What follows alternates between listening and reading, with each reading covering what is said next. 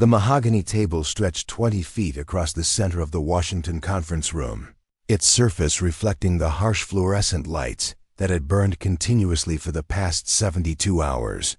Coffee rings stained the polished wood. Crumpled papers formed small mountains beside laptops with dying batteries. The air conditioning hummed with mechanical persistence, fighting against the heat generated by 43 diplomats, military advisors, and analysts who had been locked in the same room since Monday morning. Before we jump back in, tell us where you're tuning in from, and if this story touches you, make sure you're subscribed because tomorrow I've saved something extra special for you. It was now Thursday afternoon, and nothing had changed.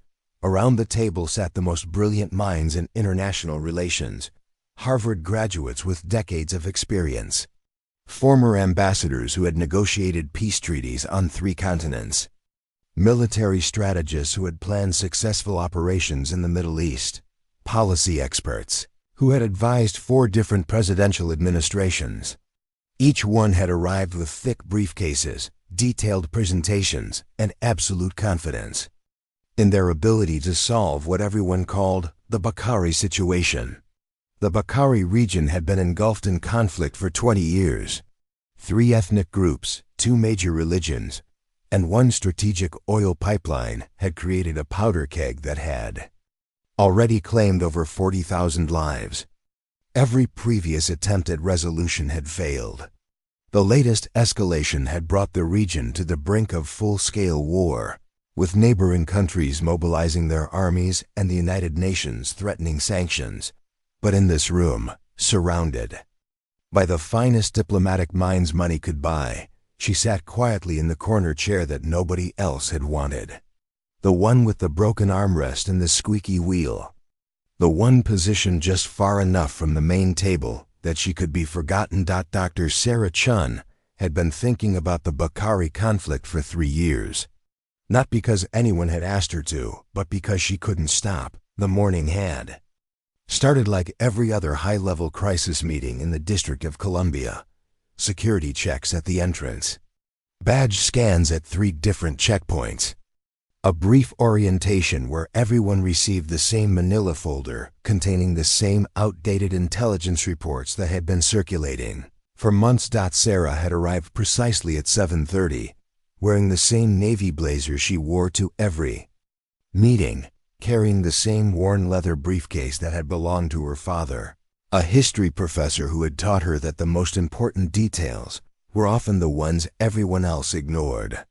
She had walked through the security protocols with the same patient expression she wore when grocery shopping or waiting for the subway.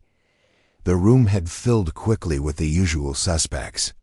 Ambassador Patricia Westbrook, a tall woman with silver hair and a voice that could command attention from across a crowded reception, had claimed the seat directly across from the presentation screen. She had served in 4 different embassies and had a reputation for cutting through diplomatic nonsense. With surgical precision. To her left sat General Marcus Rodriguez, whose uniform displayed enough ribbons to wallpaper a small room. He had spent 2 decades in active combat zones and possessed an encyclopedic knowledge of military tactics that had earned him the respect of both allies and enemies. His presence alone was enough to shift the dynamic of any conversation toward concrete action. Dr. James Morrison, the State Department's lead analyst on regional conflicts, had positioned himself at the head of the table. His wire-rimmed glasses and careful pronunciation gave him the appearance of someone who had spent more time in libraries than in the field, but his insights had shaped foreign policy for the past 15 years. He spoke in measured sentences that other people quoted in their own reports. The Central Intelligence Agency had sent Rebecca Walsh, a woman in her early 40s who said very little but seemed to know everything. She had arrived with a tablet instead of papers, and her fingers moved across the screen with the efficiency of someone who had access to information that others could only guess at. When she did speak, people stopped their side conversations to listen. Sarah knew all of these people by reputation. But none of them knew her beyond the basic facts listed in the meeting roster. Dr. Sarah Chun, Regional Conflict Analyst, Department of Strategic Studies, Ph.D. in International Relations from Georgetown, specialized in cross-cultural communication patterns. 7 years of government service, most of it spent in research positions that required security clearance but never resulted in front-page headlines. What the roster didn't mention was that she had grown up speaking 3 languages at home, had spent summers with relatives in 12 different countries, and had developed a habit of reading local newspapers from conflict zones during her lunch breaks. It didn't mention that she had written her dissertation on the psychological factors that perpetuate regional conflicts, or that she had spent the past 3 years building detailed timelines of every major event in the Bakari region. Most importantly, it didn't mention that she had already identified the solution to the Bakari conflict 6 months ago, but had been told by her supervisor that her approach was too complicated, and that she thought too much about minor details that don't matter in the big picture. The meeting had begun with the standard protocol. Dr. Morrison had clicked through a PowerPoint presentation that summarized the current situation. 3 slides about the historical background, 5 slides about the key players, 7 slides about previous diplomatic efforts, 2 slides about potential military interventions. The final slide had been titled Next Steps and contained 3 bullet points that essentially said they needed to gather more information before making any decisions. Ambassador Westbrook had responded first, her voice carrying the authority of someone who had negotiated with heads of state. She had outlined a traditional diplomatic approach that involved bringing the 3 ethnic leaders to a neutral location for face-to-face negotiations. The plan included economic incentives, international mediators, and a carefully structured timeline that would allow each side to make concessions without losing face. General Rodriguez had countered with a more direct approach. He had pulled up satellite images on his laptop and explained how a limited military intervention could create enough stability for meaningful negotiations to begin. His plan involved strategic positioning of peacekeeping forces, control of key transportation routes, and a clear demonstration of international commitment to enforcing any eventual agreement. The CIA representative had offered a third perspective that focused on intelligence gathering and behind-the-scenes pressure. She had described a network of local contacts who could provide real-time information about the intentions of various faction leaders. Her approach emphasized the importance of understanding the unofficial power structures that often determined the success or failure of formal negotiations. Each presentation had been thorough, professional, and completely focused on the same approaches that had been tried unsuccessfully for the past 2 decades. The room had filled with the comfortable rhythm of familiar arguments and well-rehearsed counterpoints. Everyone had nodded appropriately, asked thoughtful questions, and taken notes that would eventually become the foundation for another round of meetings. Sarah had listened to all of it while reviewing her own notes in the margins of the official briefing documents. She had underlined names that others mentioned in passing. She had circled dates that connected to patterns she had noticed in her own research. She had drawn small arrows, linking pieces of information that the briefing materials presented as separate issues. When Ambassador Westbrook had finished her presentation, she had looked around the table and asked if anyone had questions or additional perspectives to share. A few hands had gone up. Dr. Morrison had clarified some technical details about previous negotiation attempts. General Rodriguez had asked about the current troop positions of neighboring countries. The CIA representative had mentioned some recent intelligence developments that she couldn't discuss in detail. Sarah had raised her hand as well, but Ambassador Westbrook had been looking toward the other side of the room and had moved on to the next agenda item before noticing. The morning had continued with more presentations, more analysis, and more discussion of approaches that had been tried before. Each expert had brought their own perspective, their own solutions, and their own conviction that this time would be different. The conversation had moved in careful circles, touching on the same key points from different angles, always returning to the fundamental question of how to get three groups of people to stop fighting over the same piece of land. By noon, the initial optimism had begun to fade. The coffee had gotten stronger, the conversations had gotten quieter, and the breaks had gotten longer. Everyone was beginning to realize that the Bakari conflict was just as complicated as it had been when they had walked into the room 6 hours earlier. Sarah had spent the lunch break in the hallway, reviewing the timeline she had constructed.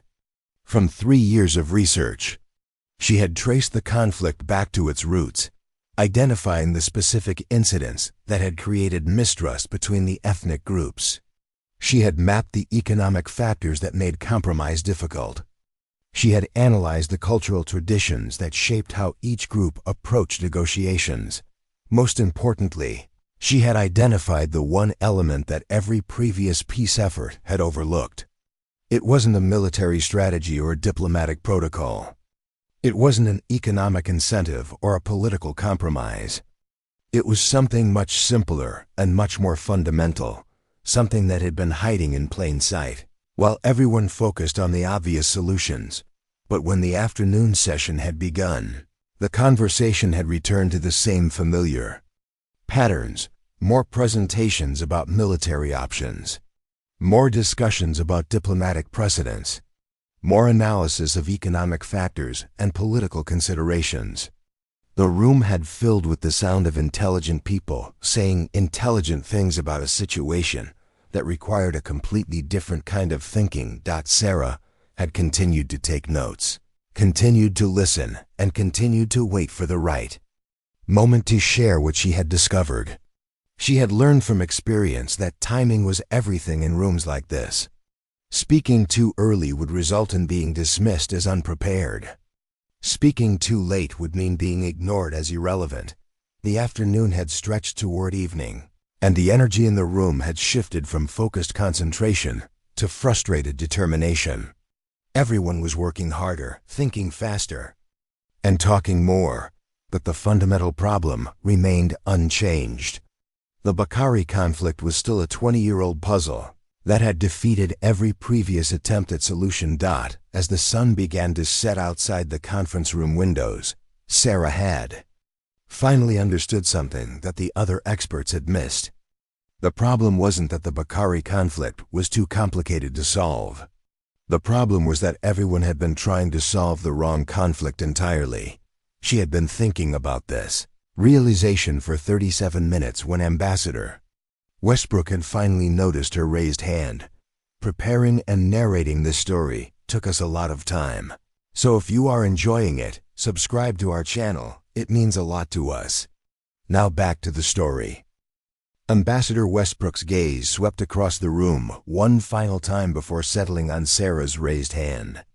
The gesture was brief, almost reluctant, as if she were checking off the last item on a lengthy agenda. Yes, Dr. Chun? You had something to add? Sarah stood slowly, her chair making the familiar squeak that had punctuated the day's proceedings. She opened her leather briefcase and withdrew a single sheet of paper covered in handwritten notes.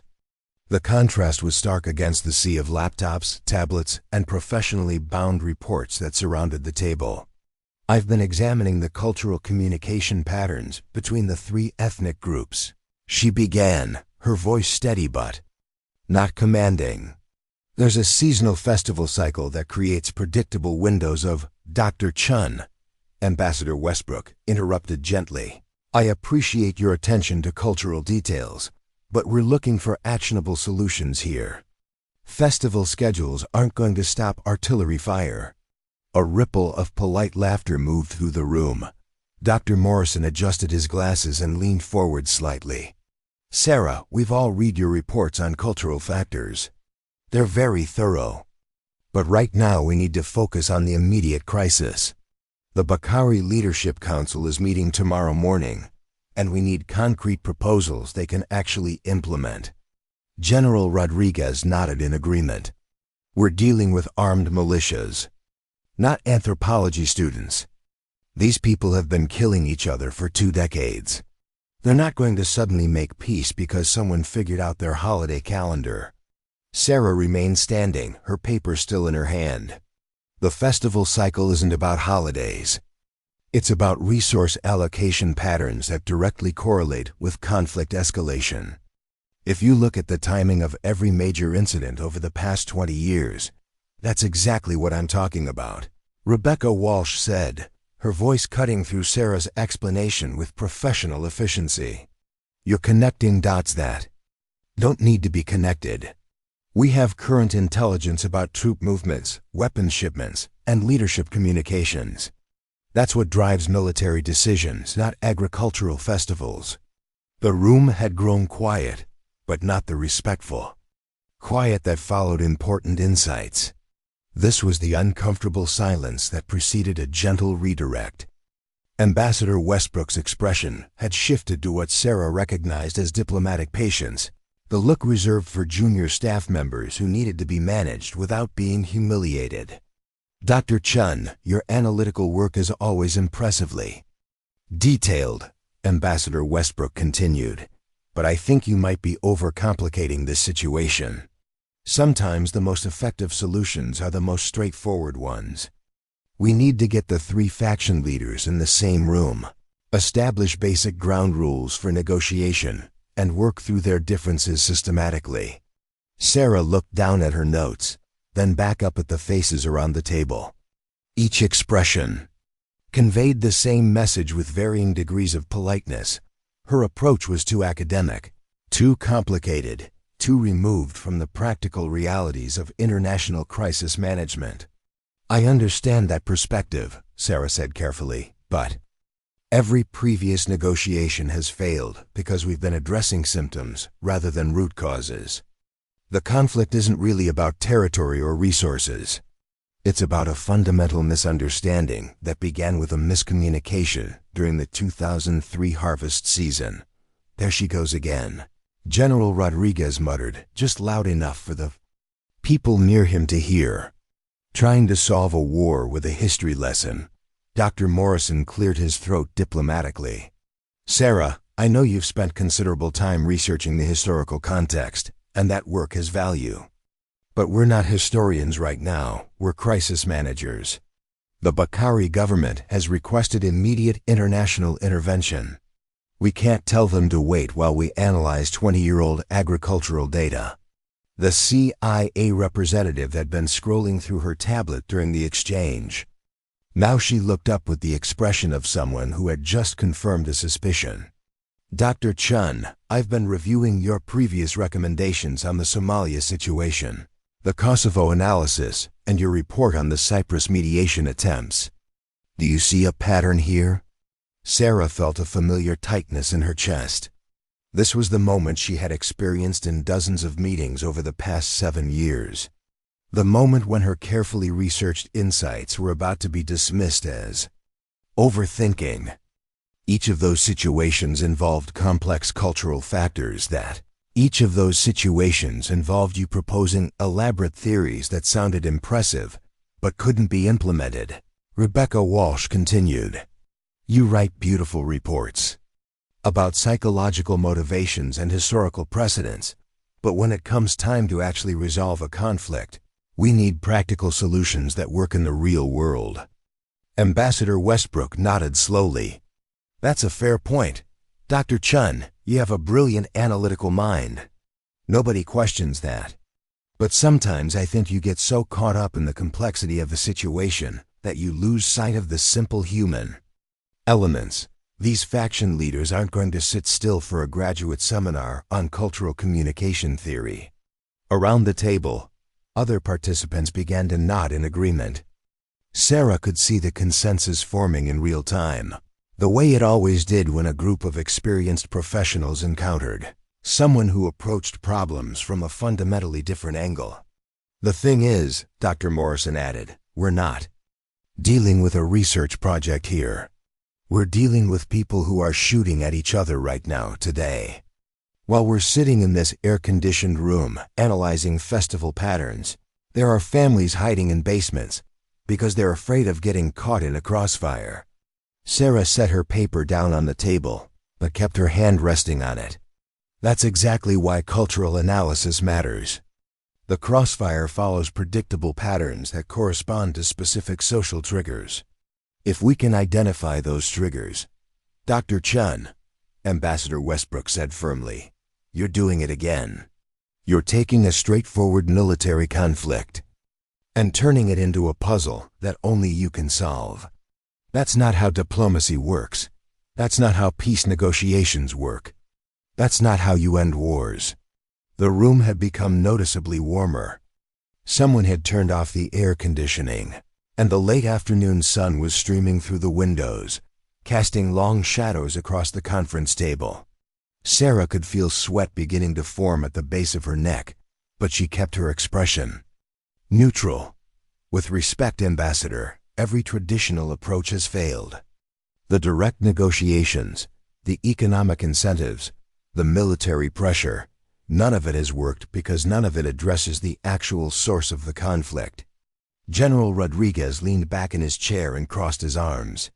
So you're saying that 43 experts in this room, including people who have successfully negotiated peace treaties on multiple continents, are all wrong about how to resolve international conflicts?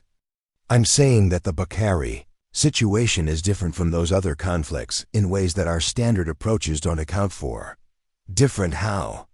Dr. Morrison asked, his tone suggesting that he already knew the answer would be unnecessarily complicated. Sarah looked around the table, meeting each person's eyes in turn. The three ethnic groups aren't fighting over resources or territory. They're fighting over the right to control a burial ground that all three groups consider sacred. But the burial ground was destroyed in 1987, and nobody has told any of the faction leaders. The silence that followed was different from the uncomfortable quiet that had preceded it. This was the silence of 43 people simultaneously realizing that they had been discussing the conflict for 3 days without understanding what the conflict was actually about. Ambassador Westbrook was the first to speak. That's impossible. Our intelligence reports clearly identify the disputed territory as economically valuable due to oil reserves and strategic positioning. The oil reserves are real, Sarah said quietly, but the faction leaders aren't fighting over oil. They're fighting over graves that no longer exist. Every escalation of violence in the past 20 years has corresponded to traditional mourning periods, when the groups would normally have visited the burial ground. Rebecca Walsh had begun typing rapidly on her tablet. Even if that were true, which I'm not convinced it is, how would that information change our approach? Dead people can't negotiate peace treaties, but living people can stop fighting over dead people once they understand what actually happened to them. Dr. Morrison removed his glasses and cleaned them carefully. Dr. Chun, you're suggesting that an entire 20-year conflict is based on a misunderstanding about a cemetery? I'm suggesting that the 20-year conflict is based on 3 groups of people trying to honor their ancestors in a location that no longer exists, and that every attempt at resolution has failed because we've been trying to solve a territorial dispute when we should have been addressing a spiritual crisis. The room erupted in overlapping conversations. Some people were asking questions, others were expressing skepticism, and a few were trying to access databases on their devices to verify Sarah's claims. Ambassador Westbrook raised her hand for silence. Dr. Chun, this is exactly what we mean when we say you overthink situations. You've taken a complex but understandable military conflict and turned it into some kind of anthropological mystery. Even if you're right about the burial ground, which is a significant if, that doesn't change the fact that people are dying today. Actually, Sarah said, it changes everything. Because if the faction leaders understood that they're fighting over something that doesn't exist, they might be willing to work together to create something that does exist. General Rodriguez shook his head. Dr. Chun, you're a smart woman, but you're thinking like an academic, not like a practitioner. In the real world, Conflicts aren't solved by clever insights about cultural misunderstandings. They're solved by getting people to stop shooting at each other long enough to have a conversation. But what if the conversation we've been trying to have is the wrong conversation? The question hung in the air as the afternoon light continued to fade outside the conference room windows. Sarah remained standing, her hand still resting on her notes, surrounded by the most experienced diplomatic minds in the American government, all of whom were looking at her with expressions that ranged from polite skepticism to barely concealed frustration. Ambassador Westbrook finally spoke. "Dr. Chun, I think you should take the evening to review the standard protocols for international mediation. Sometimes the most effective approach is the most conventional one. We'll reconvene tomorrow morning, and I'd like you to prepare a more practical contribution to our discussion." Sarah nodded once, gathered her papers, and sat back down in her squeaky chair. Around the table, the conversation resumed its familiar rhythm, focusing on military deployments, diplomatic schedules, and economic incentives. The burial ground that no longer existed faded back into the realm of academic curiosity, filled with all the other details that were too complicated to matter in the big picture. But Sarah continued to think about it, just as she had continued to think about it for the past 3 years. Because while everyone else was planning another round of failed negotiations, she had spent her lunch break calculating exactly how long it would take to build a new burial ground that all 3 ethnic groups could share. The answer was 48 hours. The coffee machine in the corner of the conference room had been gurgling steadily for the past 2 hours, producing a dark brew that nobody particularly wanted, but everyone kept drinking. Sarah had positioned herself near the machine during the evening break, not because she needed more caffeine, but because it gave her an unobstructed view of the informal conversations happening around the room. Ambassador Westbrook stood near the windows, speaking in low tones with a senior advisor from the National Security Council, who had joined the meeting remotely via video conference earlier in the day. Their body language suggested frustration, arms crossed, occasional glances toward the stack of briefing materials that had grown thicker throughout the afternoon, small gestures that indicated they were running out of conventional options. General Rodriguez had claimed a corner of the room where he could spread out satellite imagery across 2 folding tables. A junior military attaché was pointing at various locations on the maps, explaining troop movements and supply routes with the precision of someone who had spent years studying the region's geography. The general's responses were brief, clipped, suggesting that he already knew everything the attaché was telling him. Dr. Morrison had remained at the main conference table, surrounded by open laptops and tablets displaying different databases. He was cross-referencing information, checking sources, and occasionally making notes in the margins of printed reports. His methodology was systematic, thorough, and entirely focused on verifying facts that had already been established multiple times. Rebecca Walsh had stepped outside to take a phone call, but through the glass doors, Sarah could see her pacing back and forth in the hallway, occasionally stopping to check something on her secure device. Whatever conversation she was having required the kind of privacy that even a classified briefing room couldn't provide. Sarah had observed these patterns before, in other crisis meetings, during other international emergencies. The same roles, the same approaches, the same careful dance of expertise and protocol that had been refined over decades of diplomatic practice. Each person executing their part of the process with professional competence, all working toward the same goal of finding a solution that would satisfy the stakeholders and resolve the immediate crisis. Sarah had spent the past 3 years studying not just the Bukhari conflict, but the patterns of how international conflicts were typically resolved. She had analyzed successful negotiations, examined failed attempts, and identified the factors that determined whether peace efforts succeeded or collapsed. What she had discovered was that the most intractable conflicts were often the ones where everyone was trying to solve the right problem in the wrong way. The Bukhari situation had all the characteristics of a conflict that would resist conventional resolution. Multiple ethnic groups with deep historical grievances. Competing claims. Over territory that held both economic and symbolic value. Previous negotiation attempts had failed not because of poor execution, but because they had been based on incomplete understanding of what the groups were actually fighting about. During her lunch break, Sarah had walked to a nearby library and spent 45 minutes reading local newspaper archives from the Bukhari region, translated into English by an online service. The newspapers told a different story than the intelligence reports. They mentioned festivals that had been canceled, pilgrimages that had been postponed, and religious ceremonies that had been moved to temporary locations, small details that wouldn't appear in military briefings or diplomatic cables, but that revealed the emotional context underlying the political conflict. She had also spent time reviewing the biographical information available about the three faction leaders. Not their political positions or military capabilities, but their personal histories, their families, their education, their connections to the communities they represented. What she had found was that all three leaders had lost family members in the 1987 incident that had destroyed the burial ground.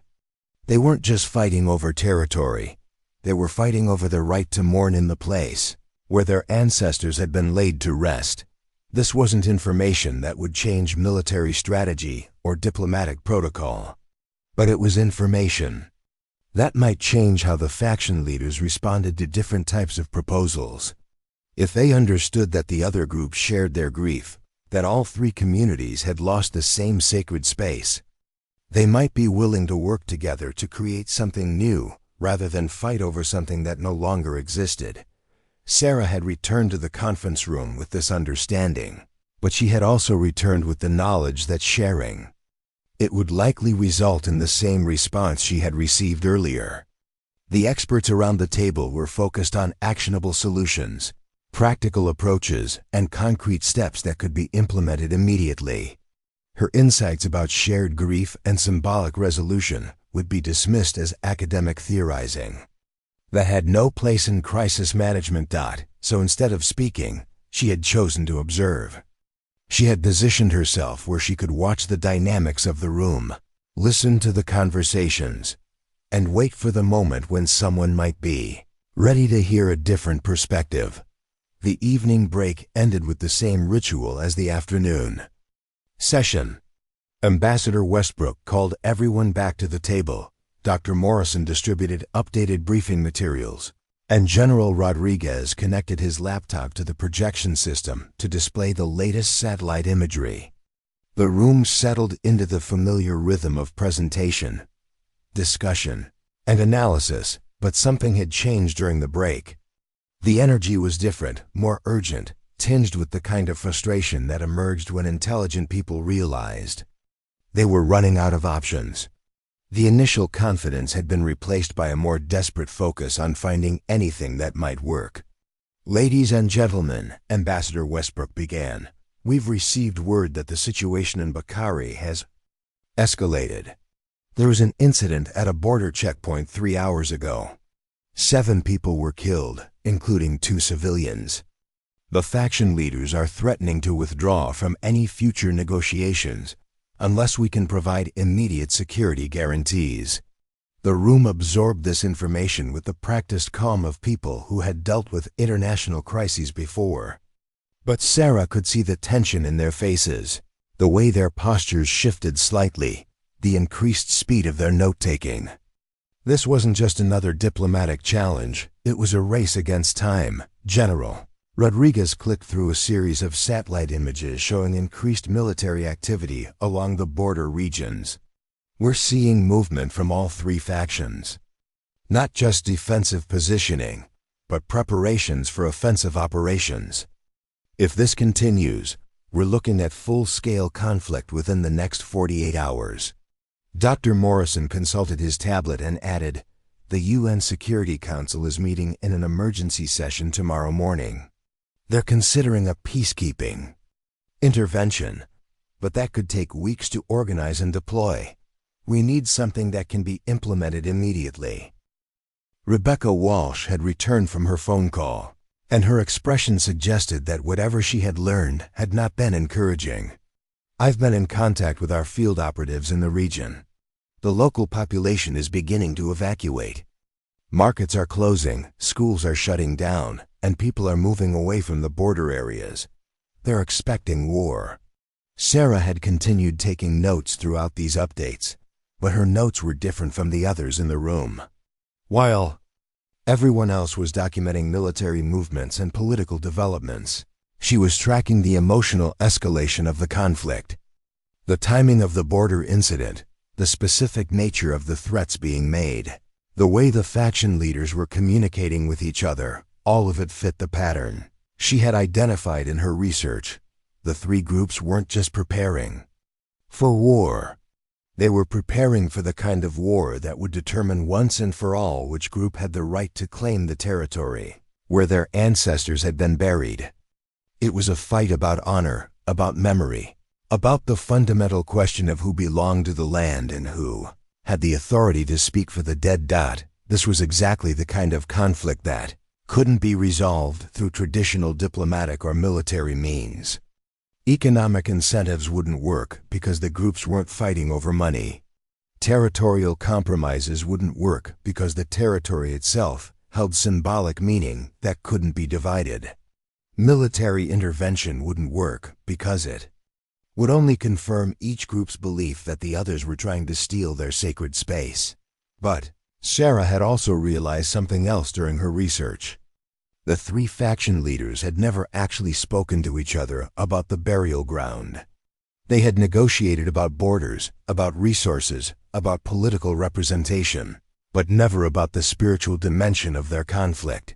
Each group believed that the others were motivated by greed or political ambition, not by the same grief and spiritual obligation that motivated their own community. If they could be brought together, not as political leaders, but as people who shared the same loss. If they could understand that all three communities were fighting to honor the same ancestors in the same destroyed sacred space, they might be willing to work together to create a new sacred space that all three groups could share. The solution wouldn't require military intervention or complex diplomatic protocols. It would require 48 hours, a construction crew, and a ceremony that acknowledged the shared loss, while creating a new opportunity for shared healing. Sarah had finished calculating the logistics during the dinner break. She knew exactly how long it would take to build a memorial that could serve all three communities, exactly what materials would be needed, and exactly how the construction process could be organized to involve representatives from each ethnic group. She had even identified the specific location where the memorial should be built. A site that was geographically accessible to all three communities, but that didn't favor any one group's territorial claims. But as she looked around the table, at the faces of the experts who had dismissed her earlier insights, Sarah realized that the biggest challenge wouldn't be implementing her solution. The biggest challenge would be convincing them that a simple, direct approach to a complex emotional problem might actually work better than the sophisticated analytical framework they had been using. The meeting continued with more presentations, more analysis, and more discussion of approaches that had been tried before. Each expert contributed their perspective, their solutions, and their conviction that this time would be different. But Sarah could see in their faces that they were beginning to doubt whether any conventional approach would succeed. The coffee machine continued to gurgle in the corner. The satellite images continued to show military preparations, and the clock on the wall continued to count down the hours until the Bakari region would descend into full-scale war. Sarah continued to sit quietly in her corner chair, continued to take notes, and continued to wait for the moment when someone might be ready to try something completely different. Because while everyone else was preparing for another round of failed negotiations, she had spent her evening calculating exactly how much concrete and steel would be needed to build a bridge between three communities that had been separated by 20 years of fighting over a grave that no longer existed. The answer was less than they thought, but more than they were prepared to imagine. The red phone on the side table hadn't rung once during the entire 3-day meeting.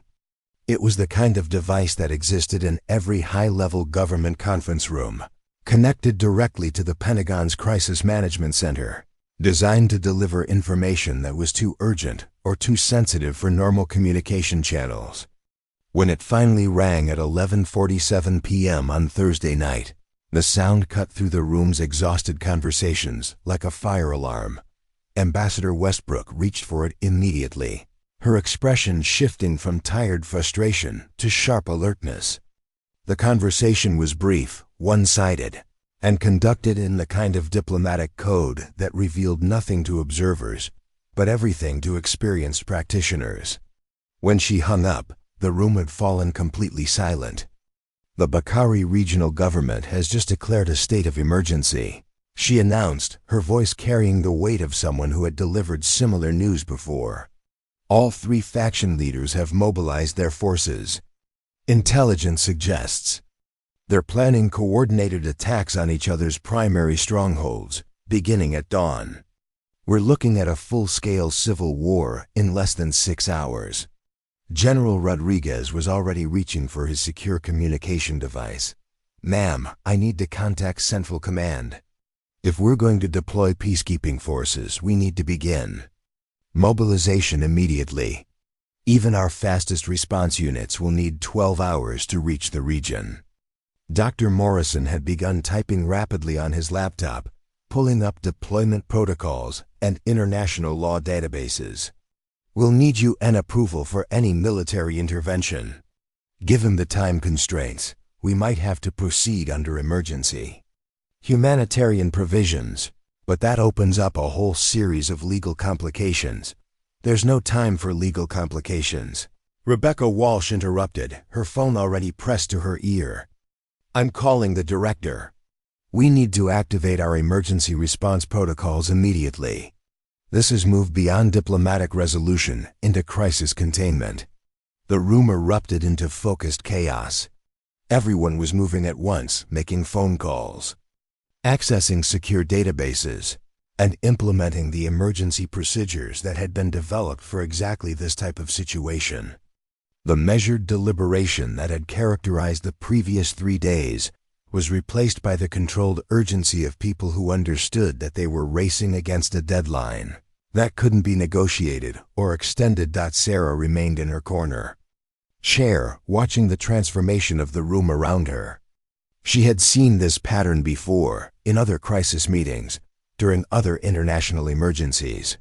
The moment when diplomatic solutions gave way to military ones, when careful analysis was replaced by rapid response, when the focus shifted from preventing conflict to managing its consequences.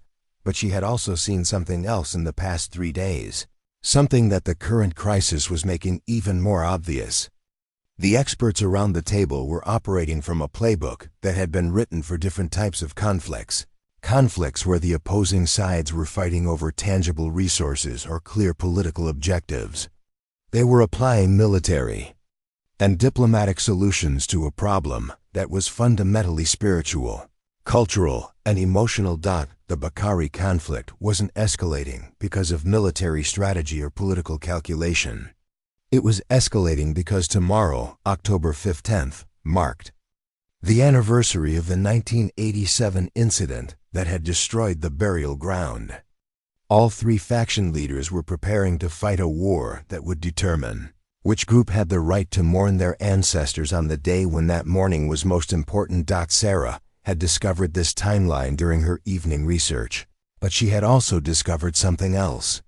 The 3 faction leaders weren't just planning to attack each other's strongholds.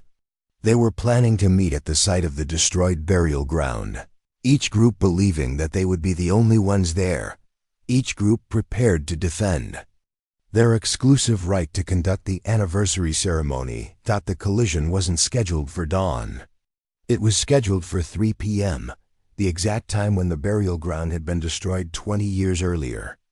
And it was going to happen at the exact location where Sarah had calculated that a shared memorial could be built in 48 hours. Ambassador, Westbrook was speaking rapidly into her secure phone, coordinating with the State Department's crisis management team. We need to contact the faction leaders immediately. If we can get them to agree to a temporary ceasefire, we might be able to create space for emergency negotiations. Ma'am, Sarah said quietly, rising from her chair for the first time in over an hour. The ambassador held up one hand, indicating that she should wait. Yes, I understand the time constraints. But we need to try every diplomatic option before we resort to military intervention. Ambassador Westbrook, Sarah said, her voice slightly louder but still respectful. This time the ambassador looked up, her expression conveying the kind of impatience that emerged when someone was interrupted during a crisis. Dr. Chun, we're in the middle of an emergency situation.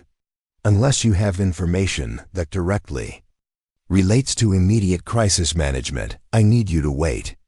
Sarah had been dismissed dozens of times in similar situations. The pattern was always the same.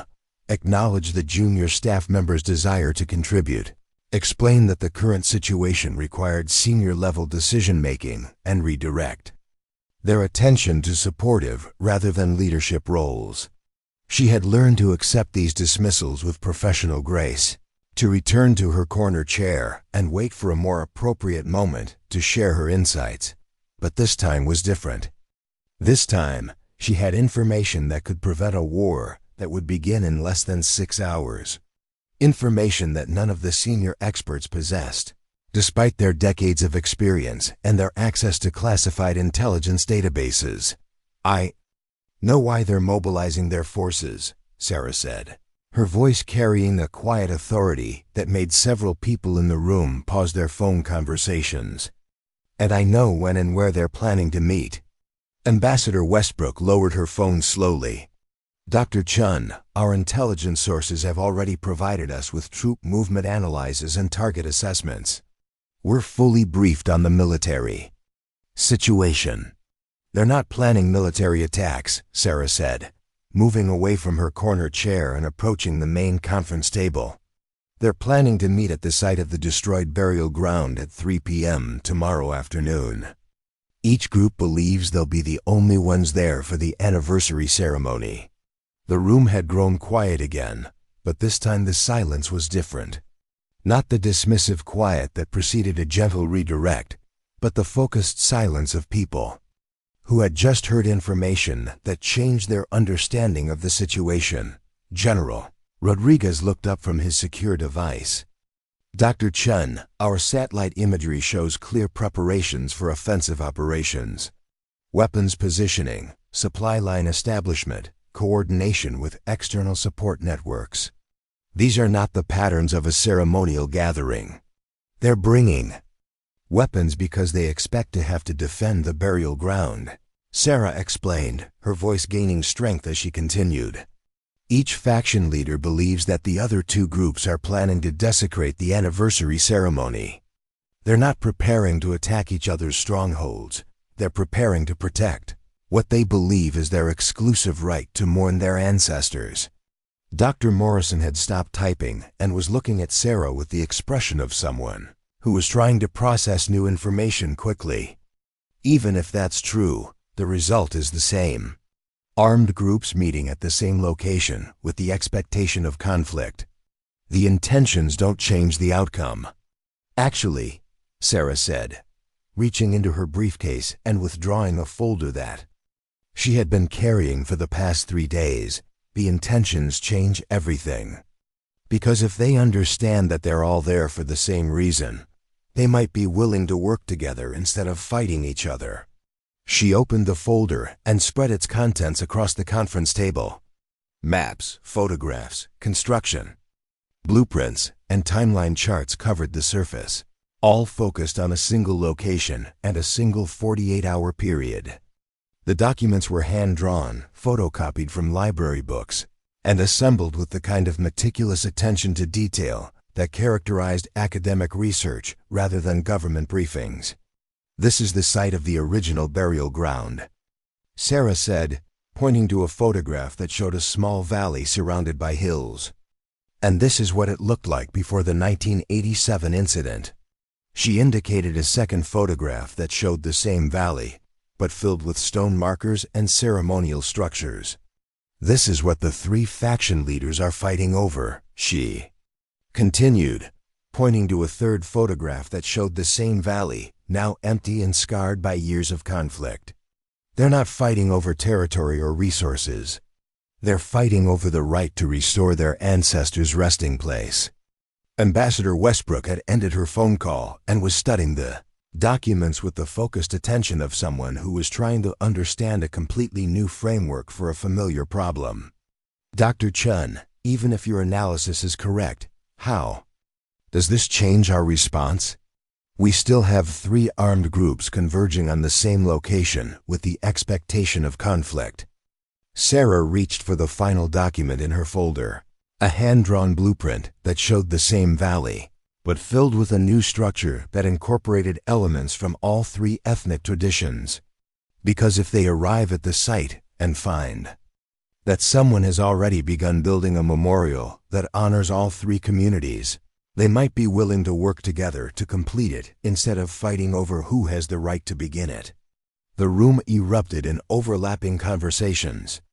Some people were asking questions, others were expressing skepticism, and a few were trying to access databases on their devices to verify Sarah's claims. But for the first time in 3 days, the conversations weren't following the familiar patterns of military strategy and diplomatic protocol. Rebecca Walsh was the first to speak with the kind of directness that characterized intelligence analysis.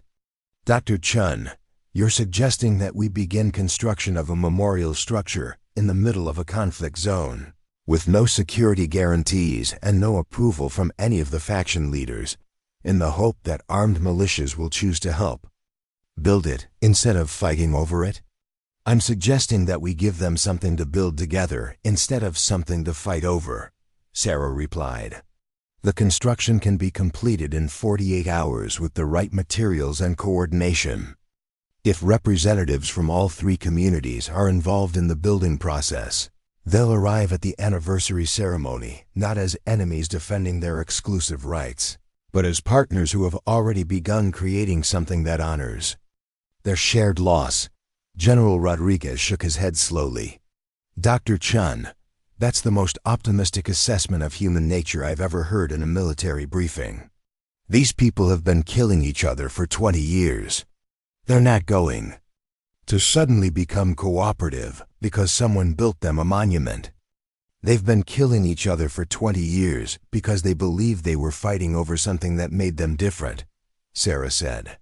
If they discover that they're actually grieving for the same thing, they might be willing to work together to honor it. The red phone rang again. Ambassador Westbrook reached for it immediately, her expression suggesting that she was expecting bad news. The conversation was even briefer than the previous one, and when she hung up, her face had gone pale. The faction leaders have just issued a joint statement, she said quietly.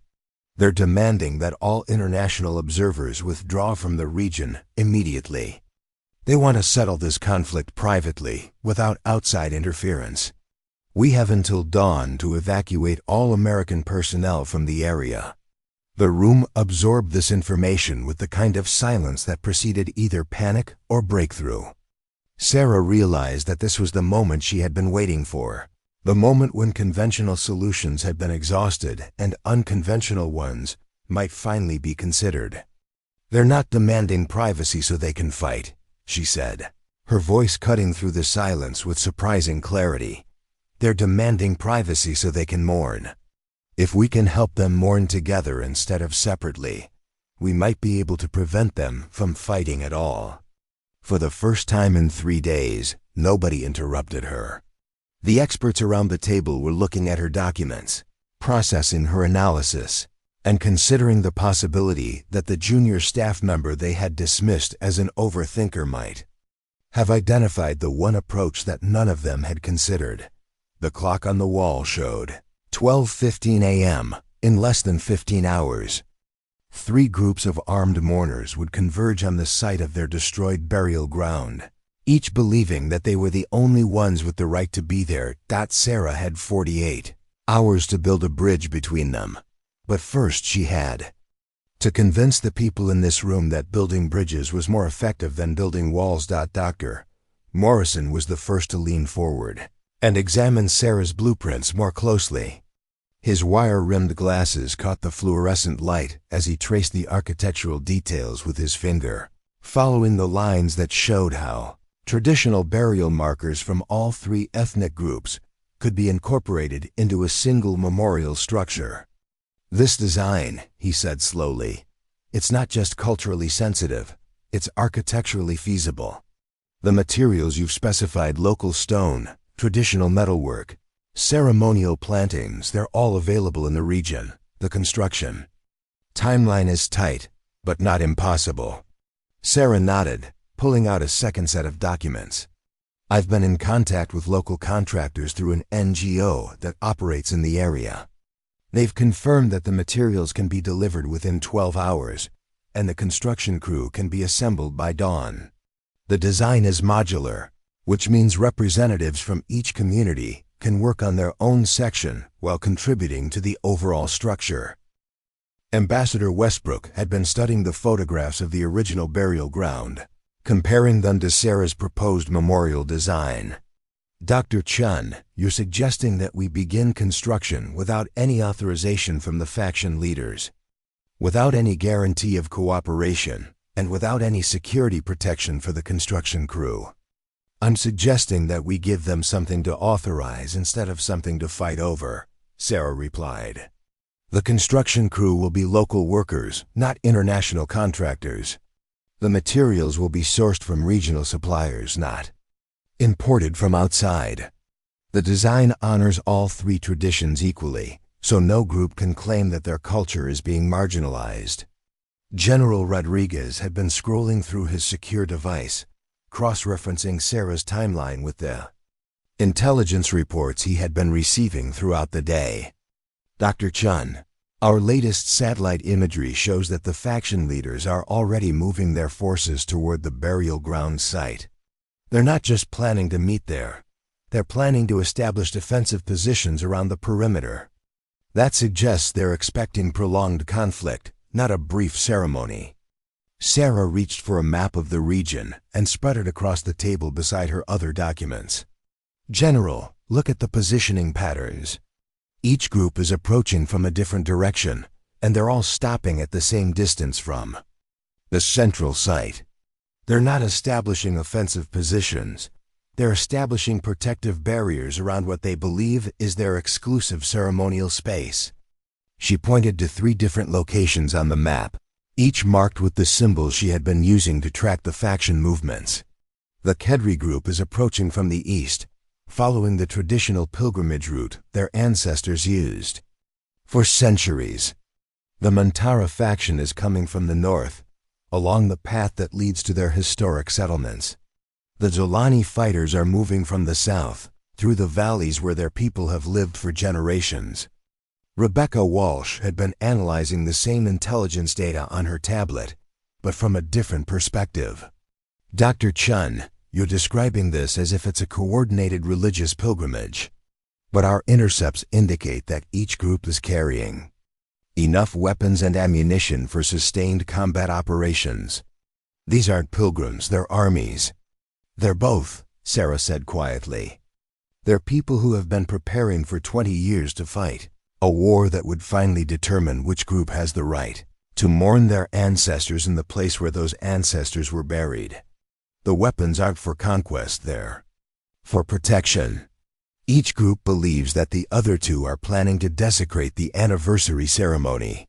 The room had grown quiet again, but this time the silence was different from the dismissive pauses that had characterized the previous 3 days. This was the focused silence of people who were trying to process information that challenged their fundamental assumptions about the nature of the conflict they had been trying to resolve. Dr. Morrison removed his glasses and cleaned them slowly, a gesture that Sarah recognized as his way of buying time to think. "Dr. Chen, your analysis suggests that the Bukhari conflict has been fundamentally misunderstood by every intelligence agency, every diplomatic mission, and every military assessment that has been conducted over the past 20 years. You're saying that what we've been treating as a territorial dispute is actually a religious crisis. I'm saying that the territorial dispute is a symptom of the religious crisis, Sarah replied. The three groups have been fighting over land because they believe that controlling the land is the only way to honor their ancestors. But if they could honor their ancestors together, they might not need to fight over the land at all. Ambassador Westbrook had been taking notes throughout this exchange, but now she set down her pen and looked directly at Sarah. Dr. Chun, I need to ask you a direct question. Do you have any evidence that the faction leaders would be willing to participate in a shared memorial construction project? Or are you basing this entire proposal on theoretical analysis of their motivations? Sarah had been waiting for this question. She reached into her briefcase and withdrew a thick folder that she had been carrying for the past 3 days, but had not yet opened. I have correspondence from all 3 faction leaders. The room erupted in surprised voices. General Rodriguez looked up sharply from his secure device. Dr. Chun, have you been in direct contact with the faction leaders? That's a serious breach of protocol. All communication with combatants in an active conflict zone must be coordinated through official channels.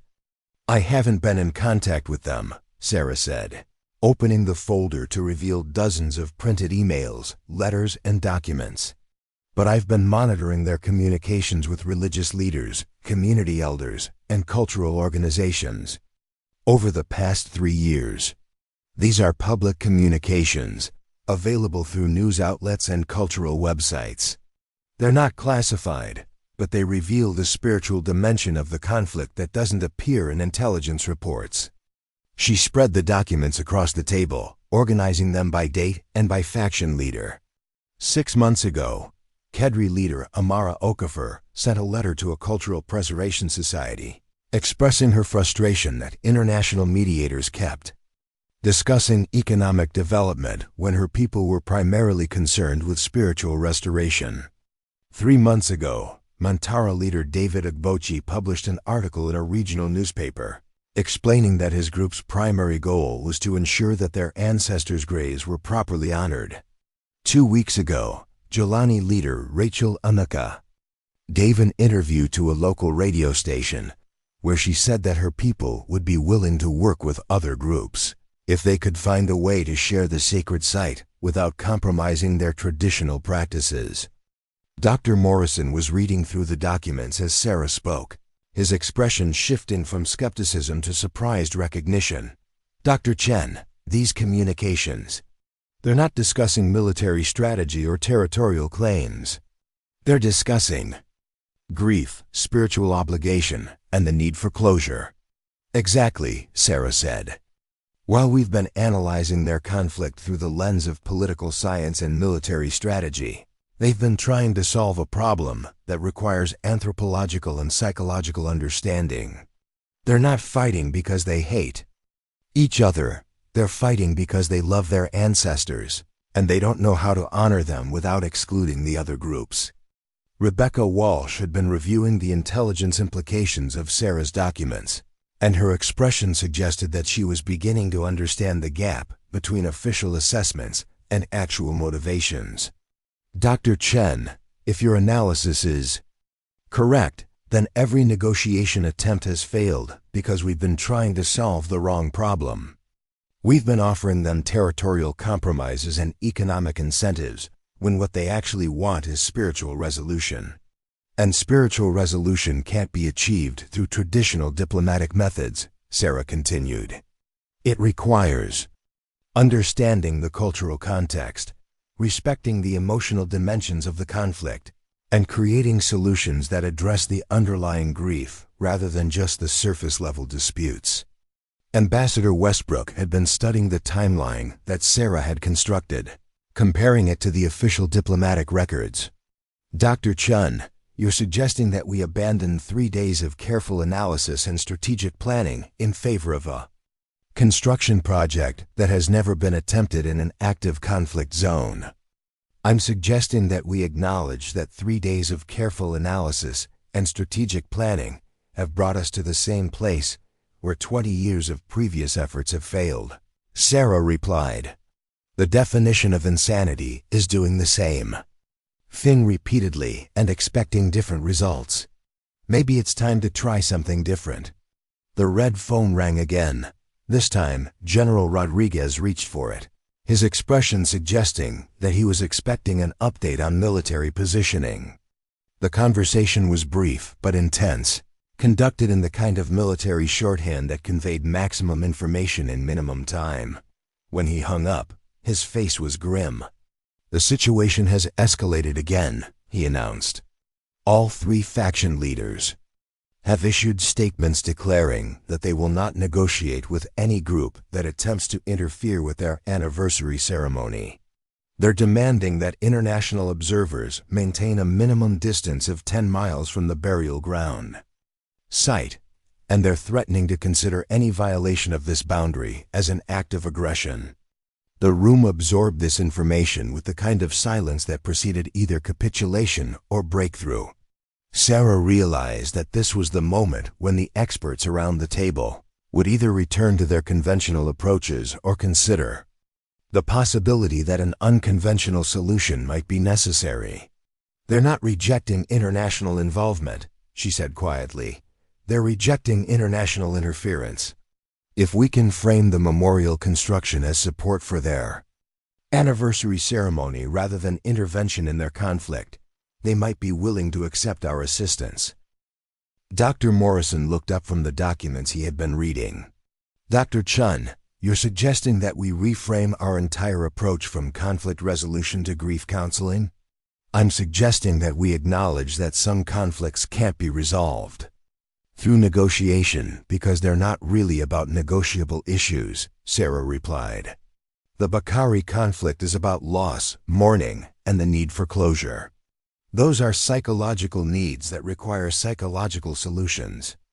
Ambassador Westbrook had been checking her secure communication device throughout the conversation, and now she looked up with the expression of someone who had just received information that changed the entire context of their discussion. Dr. Chun, I've just received a message from the Secretary of State. The UN Security Council has voted to authorize emergency humanitarian intervention in the Bakari region. We have 48 hours to implement any solution we can devise before international peacekeeping forces are deployed. The room fell silent as everyone processed the implications of this development. Military intervention was no longer a possibility, it was a certainty, unless some other solution could be implemented within 48 hours. Sarah looked around the table at the faces of the experts who had dismissed her insights for the past 3 days. Each of them was now looking at her documents, processing her analysis, and considering the possibility that the junior staff member they had marginalized might have identified the one approach that could prevent an international military intervention. 48 hours, she said quietly. That's exactly how long it takes to build a memorial that could give them something to share instead of something to fight over. For the first time in 3 days, nobody interrupted her.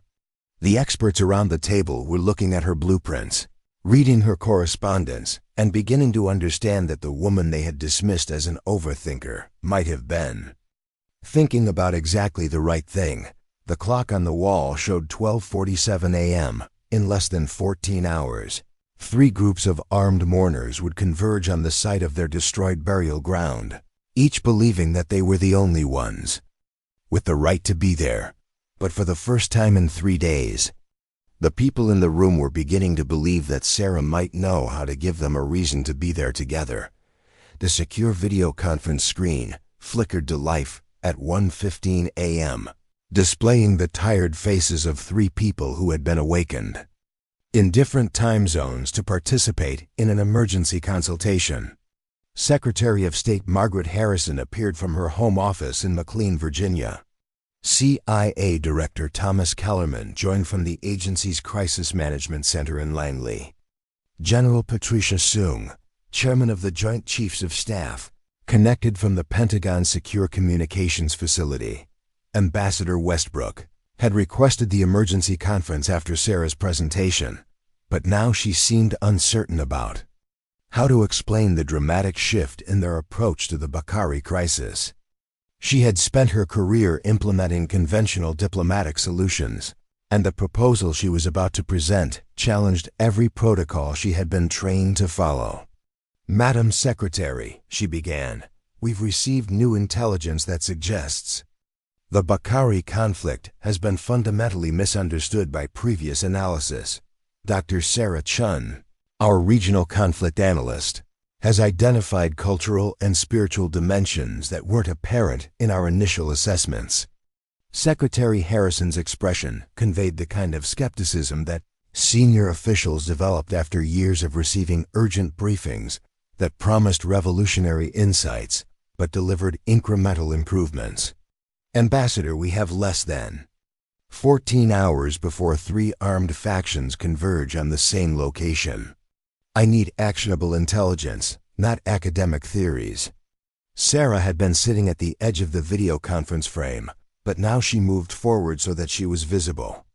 To all 3 officials, "Madam Secretary, the 3 faction leaders aren't planning to fight over territory. They're planning to conduct anniversary ceremonies at the site of their ancestors' burial ground, which was destroyed 20 years ago.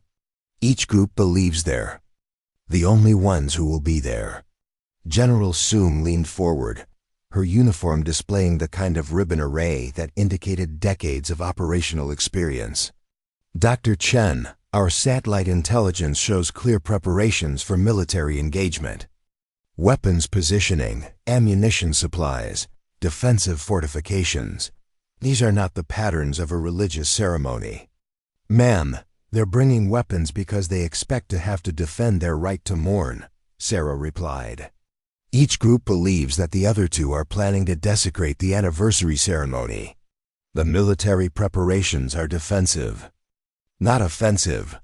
CIA Director Kellerman had been reviewing classified briefings on his secure tablet throughout the conversation. "Dr. Chun, you're suggesting that our intelligence assessments have been incorrect for 20 years. That every analyst who has studied this conflict has misunderstood the fundamental motivations of the combatants." "I'm suggesting that the intelligence assessments have been accurate about what the combatants are doing, but incomplete about why they're doing it," Sarah responded. "The territorial disputes, the resource conflicts, the political disagreements, they're all real, but they're symptoms of a deeper spiritual crisis that hasn't been addressed." She reached for the folder of correspondence that had convinced Dr. Morrison and the others. "These are public communications from the faction leaders over the past 3 years. They've been trying to tell us that their primary concern is spiritual restoration, not territorial control. But those statements haven't been included in intelligence briefings because they don't fit the framework of traditional conflict analysis."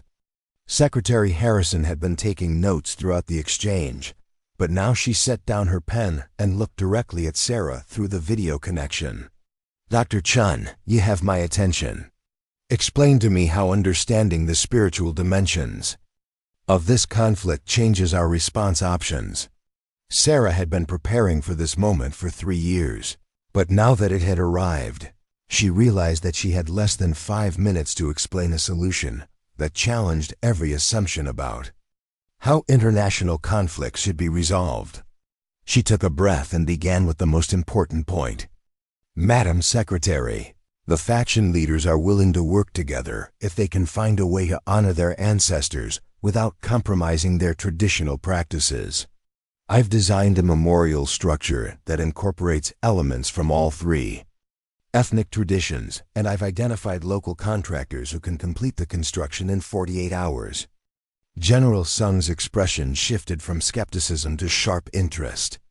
"Dr. Chun, you're proposing that we begin construction of an unauthorized memorial in an active conflict zone, without security guarantees, without approval from the combatants, and without any precedent for this type of intervention. I'm proposing that we give them something to build together instead of something to fight over, Sarah replied. The construction crew will be local workers who are trusted by all three communities. The materials will be sourced from regional suppliers who have relationships with the faction leaders. The design honors all three traditions equally, so no group can claim that their culture is being marginalized. CIA Director Kellerman had been scrolling through intelligence databases while Sarah spoke, cross-referencing her analysis with classified assessments. Dr. Chun, I'm looking at psychological profiles of the three faction leaders. Amara Okafor lost her grandmother in the 1987 incident. David Agbochi's grandfather was a traditional healer who conducted ceremonies at the burial ground. Rachel Emeka's family has been responsible for maintaining the site for generations. You're saying that their political positions are secondary to their personal grief? I'm saying that their political positions are expressions of their personal grief, Sarah responded. They've been fighting for 20 years because they believe that controlling the territory is the only way to honor their ancestors. But if they could honor their ancestors together, they might not need to fight over the territory at all. The video conference screen split to show a new participant. Ambassador David Martinez, the U.S. representative to the United Nations, had joined the call from the UN headquarters in New York. His presence indicated that the conversation had moved beyond crisis management into the realm of international policy. Dr. Chun, he said, I've been briefed on your proposal by Secretary Harrison's staff.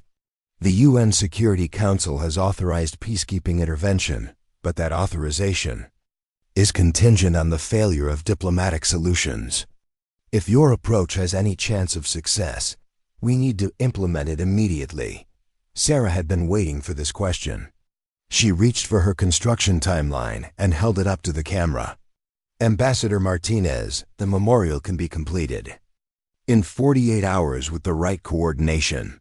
The construction begins at dawn with site preparation and foundation work. Local representatives from each community join the project throughout the day, working on their own cultural elements while contributing to the overall structure. By 3 p.m. tomorrow, when the faction leaders arrive for the anniversary ceremony, they'll find a completed memorial that honors all three traditions. Secretary Harrison had been consulting with advisors off-camera, and now she returned her attention to the video conference. Dr. Chun, I need to understand the risk assessment. What happens if the faction leaders reject your memorial? What happens if they view it as cultural appropriation rather than cultural integration? Madam Secretary, I've been monitoring their communications for 3 years. Each faction leader has expressed willingness to work with other groups if they could find a way to share the sacred site without compromising their traditional practices. The memorial design addresses those concerns by creating separate spaces for each tradition within a unified structure. General Soong had been reviewing military contingency plans throughout the conversation. Dr. Chen, what happens if your approach fails? If the faction leaders arrive at the site and choose to fight over the memorial rather than share it? Ma'am, if the approach fails, we'll be in the same position we're in now, except that we'll have demonstrated respect for their cultural values and spiritual needs. The memorial won't make the conflict worse, it will only make it different. Ambassador Martinez had been coordinating with UN officials during the conversation, and now he looked up with the expression of someone who had just received critical information. Dr. Chun, I've been authorized to offer you support for your memorial construction project. We can provide logistical coordination, cultural advisors, and emergency funding. But we need your commitment that the project can be completed within the 48-hour deadline. Sarah had been calculating construction timelines for months, but now she realized that she was being asked to stake her career and potentially thousands of lives on her ability to build a bridge between three communities that had been separated by 20 years of conflict. Ambassador Martinez, I can guarantee that the memorial will be completed on schedule if we begin construction at dawn. I've already contacted the contractors, confirmed the material availability, and coordinated with local cultural leaders. The only variable is whether the faction leaders will choose to work together when they arrive at the site. CIA Director Kellerman had been reviewing classified psychological assessments throughout the conversation. Dr. Chun, based on our intelligence about the faction leaders' personalities and decision-making patterns, what's your assessment of the probability that they'll choose cooperation over conflict? Sarah had been asking herself this question for 3 years, but now she realized that the answer didn't depend on statistical analysis or behavioral modeling. It depended on something much simpler and much more fundamental. Director Kellerman, I believe that people who have been grieving for 20 years are ready to heal, if they're given an opportunity to do so with dignity and respect. The faction leaders aren't monsters. They're people who have been carrying the weight of their ancestors' memory for 2 decades. If we can create a space where they can honor that memory together, I believe they'll choose healing over harm. The video conference screen showed 4 tired faces looking at Sarah with expressions that ranged from cautious optimism to resigned acceptance. These were people who had spent their careers managing international crises through established protocols, and she was asking them to approve an approach that had never been attempted in an active conflict zone. Secretary Harrison spoke first. Dr. Chun, I'm authorizing your memorial construction project under emergency diplomatic provisions. You have 48 hours to complete the memorial and 48 hours to prove that understanding human grief can be more effective than managing human conflict. General Soom nodded in agreement. Dr. Chun, I'm providing military logistics support for your construction project. Transport, communications, and emergency medical coverage. But I want to be clear that this is a humanitarian mission, not a military operation. CIA Director Kellerman added his authorization. Dr. Chun, I'm declassifying relevant intelligence about the faction leaders' personal backgrounds and family histories. You'll have access to information that might help you understand their spiritual motivations and cultural obligations. Ambassador Martinez provided the final piece of international support. Dr. Chun, the UN is providing diplomatic cover for your project. If any government questions the legitimacy of memorial construction in an active conflict zone, we'll present it as an emergency humanitarian intervention. Sarah looked around the conference room at the faces of the experts who had dismissed her insights for the past 3 days. Each of them was now looking at her with the kind of respect that came from recognizing that someone had identified a solution that none of them had considered. Thank you, she said quietly. I won't let you down. The video conference ended and the room fell silent as everyone processed the implications of what had just been authorized. In less than 6 hours, Sarah would begin construction of a memorial that could either prevent a war or become the first casualty of one. But for the first time in 3 days, the experts around the table were beginning to believe that the woman they had dismissed as an overthinker might have been thinking about exactly the right thing all along. The construction began at 5:47 a.m. with the arrival of 12 local workers who had been carefully selected for their connections to all 3 ethnic communities. Sarah had spent the pre-dawn hours coordinating with contractors, confirming material deliveries, and reviewing the construction timeline one final time.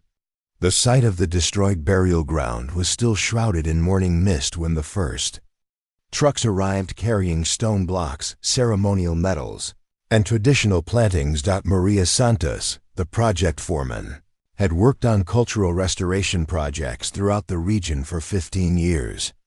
She understood the spiritual significance of the work they were about to begin, and she had personally vouched for each member of the construction crew. Dr. Chun, she said as they surveyed the empty valley, my workers know this place. Their grandparents remember what it looked like before the destruction. They want to build something that honors that memory. The foundation work proceeded with surprising efficiency. The modular design Sarah had developed allowed different sections of the memorial to be constructed simultaneously, each incorporating traditional elements from one of the three ethnic groups while contributing to the overall unified structure. By 9 a.m., the basic framework was taking shape, and the first cultural representatives had arrived to oversee the installation of their community's ceremonial elements. Elder Kwame Asante represented the Kedri tradition. At 73 years old, he had been present at the original burial ground as a child and remembered the ceremonies that had been conducted there for generations. He worked closely with the stone carvers, ensuring that the memorial's eastern section incorporated the geometric patterns and symbolic markings that were essential to Kedri spiritual practice. From the Mantara community came master craftsman Joseph Nomo, whose family had been responsible for metalworking in traditional ceremonies for over 2 centuries. He supervised the installation of the copper and bronze elements that would form the memorial's central focus, carefully explaining to the workers how each piece connected to ancestral customs and spiritual obligations. The Jilani tradition was represented by botanist Dr. Amina Hassan, whose expertise in traditional plantings had been developed through decades of studying how different communities used native vegetation in their spiritual practices. She directed the creation of the memorial's living elements, ensuring that the selected plants would bloom and flourish according to the seasonal cycles that had always been central to Jilani ceremonies. Sarah moved between the 3 sections throughout the morning, coordinating the work and ensuring that each cultural element was being integrated properly into the overall design. She had studied the traditions extensively, but working with the community representatives gave her insights that no academic research could have provided. Each group's spiritual practices were more nuanced and more interconnected than she had realized. At 11:30 a.m., the first intelligence update arrived via secure communication. The 3 faction leaders were continuing their approach toward the burial ground site, but their movement patterns had changed.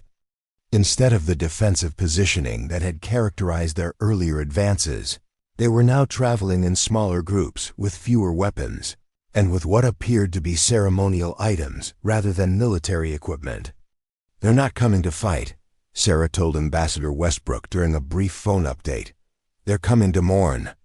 The question is whether they'll be able to mourn together or whether they'll insist on mourning separately." The construction continued throughout the afternoon, with each section of the memorial taking shape according to the cultural specifications that had been provided by the community representatives. The stonework honored Kedri geometric traditions, the metalwork reflected Mantara ceremonial customs, and the plantings followed Jilani's seasonal patterns. But the overall structure was something entirely new, a synthesis of 3 separate traditions that had been combined into a unified expression of shared grief and shared hope. By 2 p.m., the memorial was nearly complete. The 3 cultural sections had been integrated into a single structure that was both architecturally impressive and spiritually meaningful. The local workers had labored with an intensity that went beyond professional obligation. They were building something that represented their own community's healing as well as the broader resolution of the regional conflict. Sarah stood at the edge of the valley, reviewing the completed memorial through binoculars. The structure rose 15 feet above the valley floor, constructed from local stone and traditional metals, surrounded by carefully planted native vegetation that would bloom throughout the year according to the seasonal cycles that all 3 communities considered sacred.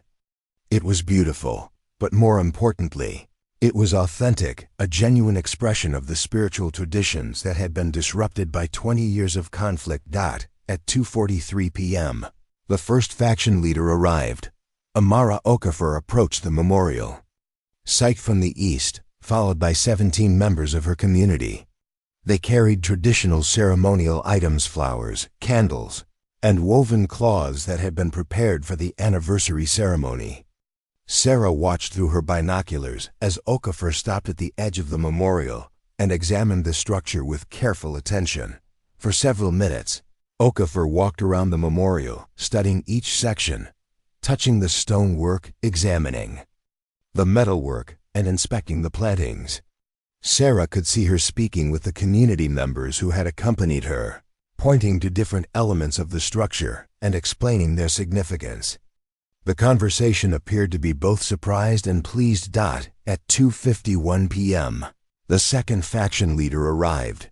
David Ogbochi approached from the north, accompanied by 21 members of his community. Like Okafor, he carried ceremonial items prepared for the anniversary ceremony. When he reached the memorial site and saw that Okafor was already there, he stopped and appeared to be considering his options. Sarah held her breath as she watched the two leaders see each other for the first time in over 5 years. This was the moment that would determine whether her approach had succeeded or failed. If the leaders chose to view the memorial as a neutral space that honored all three traditions, they might be willing to conduct their ceremonies together. If they chose to view it as a territorial intrusion, they might begin the conflict that everyone had been trying to prevent. Okafor made the first move.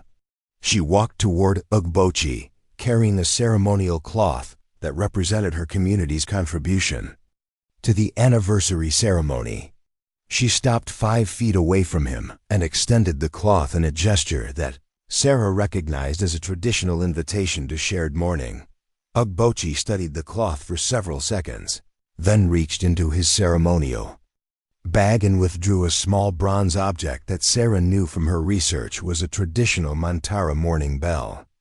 He rang it once, softly, and the sound echoed across the valley with a clarity that seemed to acknowledge both the grief they shared and the possibility of healing. At 3:07 p.m., the third faction leader arrived. Rachel Emeka approached from the south, accompanied by 19 members of her community. She had been watching the interaction between Okafor and Ogbochi from a distance, and her approach was cautious but not hostile. She carried a basket of traditional plantings that Sarah recognized as memorial flowers that were supposed to be placed at the burial ground during anniversary ceremonies. When Emeka reached the memorial site, she found Okafor and Ogbochi standing together near the central section of the structure, their ceremonial items placed side by side on the stone platform that had been designed to accommodate offerings from all three traditions. The sight seemed to surprise her, but not in a negative way. For the first time in 20 years, the three faction leaders were in the same place at the same time, not as enemies preparing for war, but as people who shared the same grief and the same need for closure. Sarah watched through her binoculars as Emeka approached the other two leaders and added her ceremonial plantings to the memorial. The three of them stood together in silence for several minutes, each apparently processing the reality that they were finally able to honor their ancestors in a way that didn't require excluding the other communities. At 3:22 p.m., the anniversary ceremony began. It was unlike any ceremony that had been conducted at the burial ground in the past. Instead of 3 separate rituals conducted by 3 separate communities, it was a single ceremony that incorporated elements from all 3 traditions. The Kedri geometric patterns provided the structural framework, the Mantara metalwork created the ceremonial focus, and the Jelani plantings provided the living elements that would continue to honor the ancestors long after the anniversary had passed. Sarah watched as the 3 leaders took turns speaking, each addressing not just their own community, but all 3 communities together. They spoke about loss, about grief, about the 20 years of conflict that had separated them from their ancestors and from each other. But they also spoke about healing, about hope, and about the possibility of honoring their ancestors together. Rather than fighting over the right to honor them separately, the ceremony concluded at 4:15 p.m., with the 3 leaders placing their hands together on the central stone of the memorial, making a commitment to maintain the structure as a shared sacred space that would serve all 3 communities for generations to come. By 5 p.m., the 3 communities had begun the process of establishing formal agreements for shared maintenance of the memorial, shared scheduling of ceremonies, and shared responsibility for preserving the cultural traditions that had been integrated into the structure. Sarah's secure phone rang at 5:23 p.m. It was Ambassador Westbrook calling from the Washington conference room that had been the site of 3 days of failed negotiations. "Dr. Chun," she said, "I've just received confirmation from our field observers. The 3 faction leaders have signed a preliminary peace agreement. They're requesting international support for formalizing the memorial site as a protected cultural preserve that will be managed jointly by all 3 communities." Sarah sat down on a nearby rock, suddenly feeling the exhaustion that had been building throughout the 48-hour construction period. "Ambassador, it worked because we gave them something to build together instead of something to fight over. Sometimes the most complicated problems have the simplest solutions." "Dr. Chun," Ambassador Westbrook continued, "I owe you an apology. We dismissed your insights because we thought you were overcomplicating the situation. We were wrong. You weren't overthinking, you were thinking about the right thing." The sun was beginning to set over the valley, casting long shadows across the completed memorial. The 3 communities had remained at the site, continuing their conversations about shared maintenance and shared ceremonies. For the first time in 20 years, the burial ground was once again a place of peaceful mourning rather than violent conflict. Sarah's phone rang again. This time it was Dr. Morrison, calling from the Pentagon where he had been coordinating with military officials about the canceled peacekeeping deployment. "Dr. Chun," he said, "I've just finished briefing the Joint Chiefs on your memorial project. They want to know if your approach could be applied to other conflicts. There are dozens of regional disputes around the world that might benefit from cultural analysis rather than military intervention." Sarah looked out across the valley where 3 communities that had been separated by 20 years of conflict were now working together to honor their shared ancestors. The memorial stood as proof that some problems couldn't be solved through traditional diplomatic or military means, but could be resolved through understanding, respect, and the recognition that people who appear to be enemies might actually be people who are grieving for the same things. "Dr. Morrison," she said, "I think that's exactly what we should be doing. Sometimes the people who appear to be thinking too much are actually thinking about the most important things." The memorial continued to stand as the sun set over the Bakari region, a testament to the idea that healing could be more powerful than harm, that building together could be more effective than fighting separately, and that sometimes the most profound solutions were the ones that addressed the human heart rather than the political mind. In a world that often favored quick fixes and simple answers, Sarah Chun had proven that taking time to understand the deeper dimensions of human conflict could lead to resolutions that were both more lasting and more meaningful than anything that could be achieved through traditional diplomatic or military means. The memorial would serve the 3 communities for generations to come, but it would also serve as a reminder that the most difficult problems often required the most thoughtful solutions, and that the people who were willing to think deeply about complex issues might be the ones who could find the bridges that connected seemingly irreconcilable differences. Sometimes, the strongest voice was indeed the one that thought carefully before speaking, and sometimes the most powerful action was the one that built something new rather than tearing something down. Up next, you've got 2 more standout stories right on your screen. If this one hits the mark, you won't want to pass these up. Just click and check them out. And don't forget to subscribe and turn on the notification bell so you don't miss any upload from us.